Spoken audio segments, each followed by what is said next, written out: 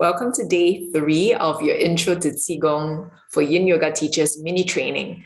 In the last 2 days, we looked at what Qigong is. Yesterday, we looked at specific populations that we might be more cautious as to teaching Qigong to, and how we can begin to support individuals of all different levels, conditions, backgrounds to practice Qigong and yoga as well in a very safe, nurturing, and also welcoming environment.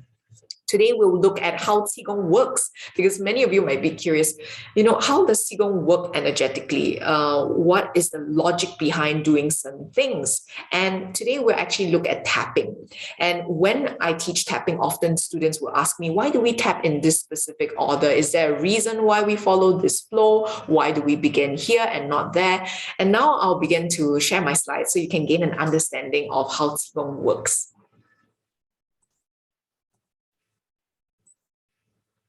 So the model of Qigong actually forms, and I mentioned from before that its roots are in traditional Chinese medicine. And in TCM, or traditional Chinese medicine, the energy system in the body uses this analogy, which is called the irrigation system.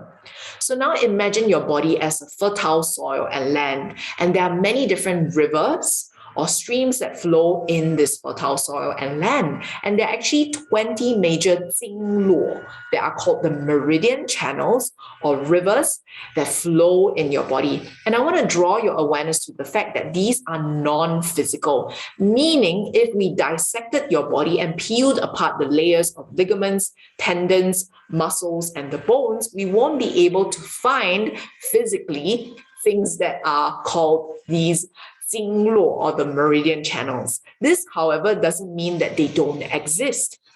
Now, I'll explain a little bit more about that later on. The 12 pairs of primary meridians that actually relate to specific internal organs or functions in the body, think of them as the main rivers that irrigate your body. And then from these rivers, they actually branch out to all of these smaller streams that actually enable this energy or prana, this vital life force or qi, to flow fluidly within your body to irrigate every single soil and fertile land of your body. So now probably you have the question as to what I mentioned from before about the meridian channels being non-physical. I will stop sharing my slides for a moment. The reason why we know that Qigong works and traditional Chinese medicine works is because this discipline was created from practice first and experience first. And this is why usually when I teach workshops, I always begin with the actual practice. And I invite my students, many of them are yoga teachers, to actually feel the practice first. Notice how it feels in your body and resonate and begin to connect with interoception, this awareness of what is happening inside, as well as proprioception, your awareness of the spaces inside your body, how you navigate the space that is your body and the space around you. Now, from this experiential practice, what shamans did in the beginning, before thousands of years ago, before TCM, traditional Chinese medicine, was formalized, is they were seeking methods to transcend their human existence, to begin to live a long life and forever.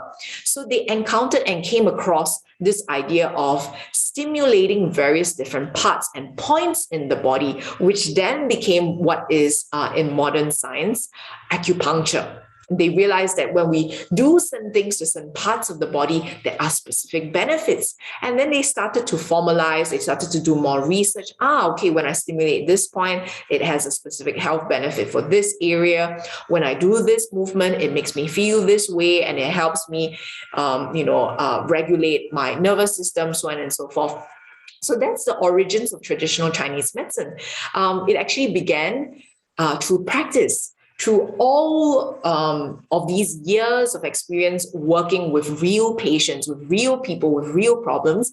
And then came the process of formalization, where these physicians, these shamans then began to ask themselves, okay, how might we begin to explain how some of this works? And actually, a lot of even modern science, right, not just traditional Chinese medicine, modern science is still in the process of being elucidated. We don't know how many things work. But this doesn't discount from the fact that they do work. So the most important thing for you to remember from today's mini lecture is that Qigong works through the meridian systems. And many of you are, since you're yin yoga teachers, you are already familiar with the meridian channels. So there's a huge overlap between Qigong and traditional Chinese medicine, as well as yin yoga, as well as all these other healing modalities that fall within the umbrella that are connected with the meridian channels and this entire system of health cultivation. So I hope you enjoyed this mini lecture and that it has been helpful for you. So think of yourself as having many different rivers and flowing, and how you might begin to support the flow of energy more fluidly through all of the practices, anything that you do, whether that is meditation, yoga, Qigong, so on and so forth. So in today's mini practice, what we'll be doing is we'll be looking to use tapping to stimulate, to clear the energy blockages in the body and support smooth flowing energy inside of you. And I'm looking forward to seeing you in that mini practice.